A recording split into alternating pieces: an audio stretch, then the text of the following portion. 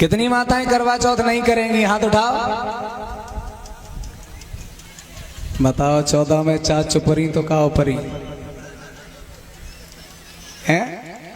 हाथ उठाइए, जरा खुल के हाथ उठाइए, डर के नहीं। करवा चौथ एक भ्रम है। करवा चौथ से किसी के पति की उम्र नहीं बढ़ती।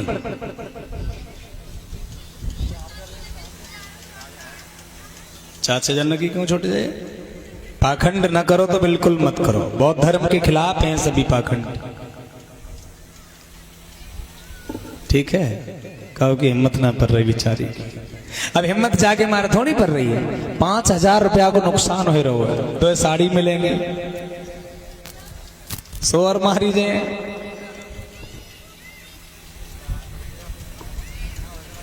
अब उठाओ माताओं, जिन्हें साड़ी का लालच नहीं है वो हाथ उठाएं। चलो साड़ी तुम्हें मिलेगी, हम भैया लोगों से बोल देते हैं साड़ी इनकी जरूर देना। लेकिन जो बेसन भात खवा रही ना पति के जिंदा पे, जो मरे पे खवाओ जाता। हाँ, आदमी को जिंदा पे खवाए रही ना, जो बंद करो।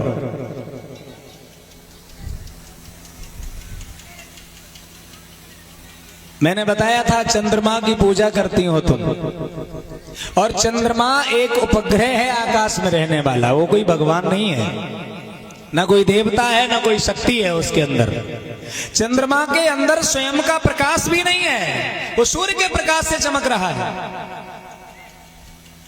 चंद्रमा, तुम कहती हो चंद्रमा की तरह चमकता रहे, जब उसके अंदर प्रकाश है ही नहीं तो तुम्हारा पति कहां से चमकता रहेगा चंद्रमा की तरह? सूर्य के प्रकाश से चंद्रमा चमक रहा है। दूसरी कहानी माताओं, चंद्रमा से ज्यादा गंदा कोई व्यक्ति रामायण के अंदर नहीं है। चंद्रमा ने गौतम ऋषि की पत्नी अहिल्या से जब छल हुआ तो उसने पहरेदारी की मुर्गा बनकर, बांग लगाई। एक लफंगा इंद्र, दूसरा चंद्रमा, दोनों लफंगों ने मिलकर गौतम ऋषि की पत्नी के साथ में छल किया। तो तुम लफंगों की पूजा कर रही हो? छल जानती हो किसे कहते हैं? छल कहते हैं बलात्कार को।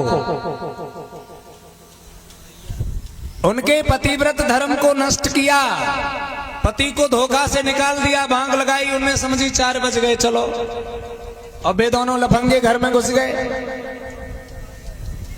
और तुम उसकी पूजा कर रही हो। मैं नहीं कहता हूं इस बात को, खुद रामायण कहती है। गौतम ऋषि लौट कर आए तो उन्होंने इंद्र को श्राप दे दिया, इंद्र तूने मेरी पत्नी के साथ में दुष्कर्म किया है, मैं तुझे श्राप देता हूं, तेरे शरीर में 1000 भग हो जाए।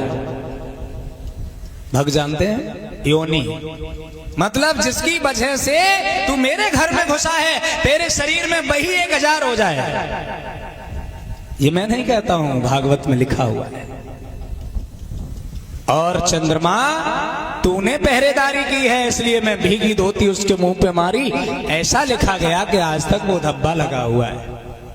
इसका मतलब हुआ इंद्र और चंद्रमा दोनों ही गलत हैं और तुम लोग दोनों की पूजा कर रहे हो। एक बात और बता देता हूं, इंद्र इतना गलत है, इतना गलत है कि श्री कृष्ण ने इंद्र की पूजा रुकवा करके गोवर्धन की पूजा करवाई थी। उन्होंने कहा तुम इंद्र की पूजा कर रहे हो, लफोड़े की पूजा करनी है तो इसकी छोड़ दो। अब मैं नहीं कहता हूं, श्री कृष्ण भगवान ने इंद्र की पूजा बंद कराई कि नहीं?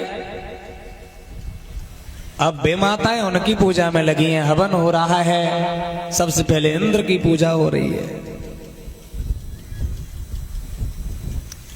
और माताएं चंद्रमा की पूजा कर रही हैं। एक और भागवत में उदाहरण आया चंद्रमा का।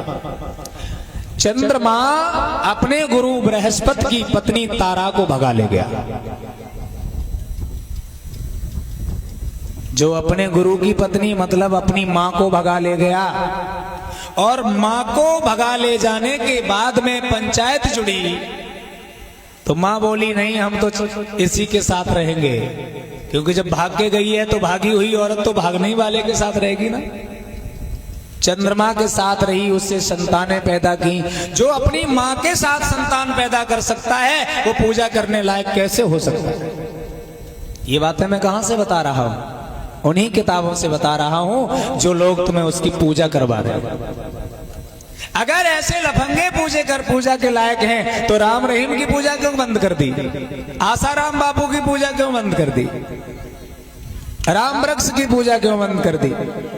क्योंकि देश में ये लफोड़े हैं, ये पूजा करने के लायक नहीं है। ऐसे ही चंद्रमा पूजा के योग्य नहीं है। और तुम लेके सरकंडा ले साहब पूजा कर रही हो। क्या तुम चाहती हो कि ऐसे लफंगे तुम्हारे घर में रहे? अब हाथ उठाओ, कहानी हमने सुना दी। कितनी माताएं करवा चौथ का व्रत बंद करेंगी? कर रही हैं, बे बंद करेंगी, बे हाथ उठाएं।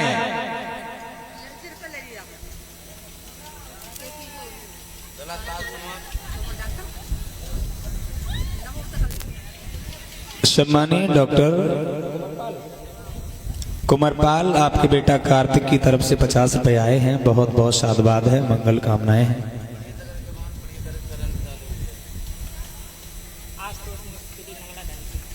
₹20 आशुतोष मिस्त्री नंगला धन सिंह आपकी तरफ से आए हैं। बहुत बहुत साधुवाद है, मंगल कामनाएं हैं।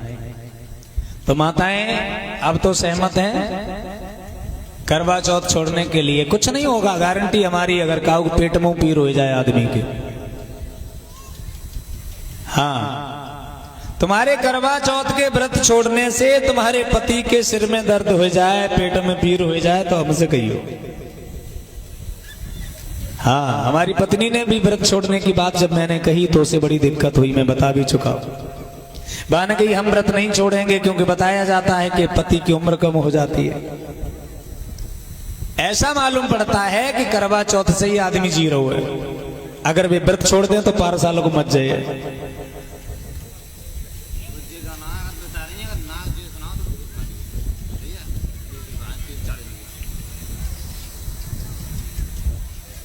याद रखिए, तुम्हारे अलावा दूसरे धर्म की महिलाएं हैं, वे पति के लिए करवा चौथ नहीं करती हैं। तो क्या उनके पति जिंदा नहीं है? तुम्हारे शादी होने से पहले तुम्हारा आदमी जिंदा ना है तो हैं? ब्याह हो तब तो करवा चौथ कोई ना करती थी वाके, फिर कैसे जिंदा तो? करवा चौथ का किसी की उम्र से कोई लेना देना नहीं है। इसलिए इस अंधविश्वास को छोड़ दो। ये करवा चौथ इसलिए बनाई गई है, ये बनिया लोग और दुकानदार लोगों ने, ब्राह्मणों ने मिलकर के बनाई है बैठ करके, कि माताएं वैसे साड़ियां नहीं खरीदेंगी, वैसे ये महंगे महंगे आइटम नहीं खरीदेंगी। उनके पति उनको सजाने के लिए सोने चांदी की चीजें खरीदते हैं। पत्नी कहती है हमें करवा चौथ है, अंगूठी चाहिए।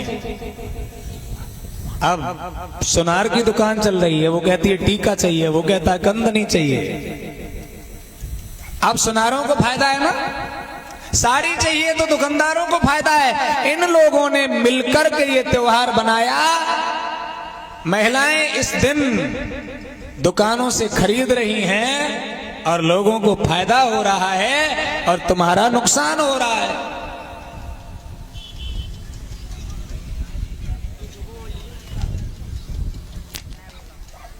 तो यही खाओ, दिखाए बोले अबे ना को रुके जाओ। 12 बजे हमने कही अबे तो हमें कुछ दिक्कत मालूम नहीं पड़ रही, अब तुम खाओ पियो। खाए पी के सोए गई। सवेरे को हम खर्राटे मारे पर सो हलाए के देखें कुछ दिक्कत तो ना है मेरे। हमने कही टेंशन मत लो, कुछ नहीं होने बाबू। 2-4 दिन टेंशन रही। एक आध औरत ने कही देखो तुमने अच्छो ना करो, तुमने करवा जो छोड़ दे, छोड़ी ना जाते। साल भर टेंशन रही बेचारी को, कहूँ साल भरे में कुछ हो ना जाए, कुछ ना है भाऊ। अगली साल हमने कही अब करे, अब ना करे, ना कर ले। छुट्टी गई, अब छुट्टी भाई दोबारा ना करी जाती। 3 सालें हो गई, मतलब 2 हो गई, तीसरी को नंबर हो।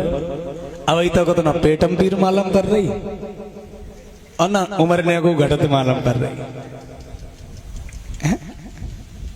श्यामवीर भैया कह रहे हैं हमारी पत्नी ने बीच में छोड़ने की कोशिश करी सो मुने दस्त होने लगे हमें